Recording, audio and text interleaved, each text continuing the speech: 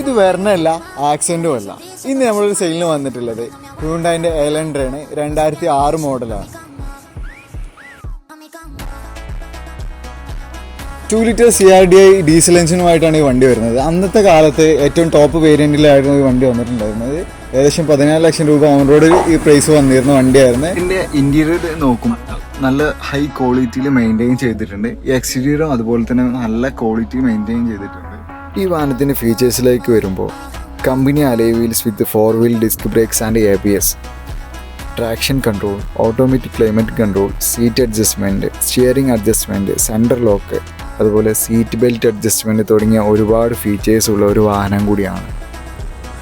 വെറും 76,000 കിലോമീറ്റർ ഓടിയിട്ടുള്ള ഈ വണ്ടിക്ക് നമ്മൾ ചോദിക്കുന്ന പ്രൈസ് 1,55,000 രൂപയാണ്.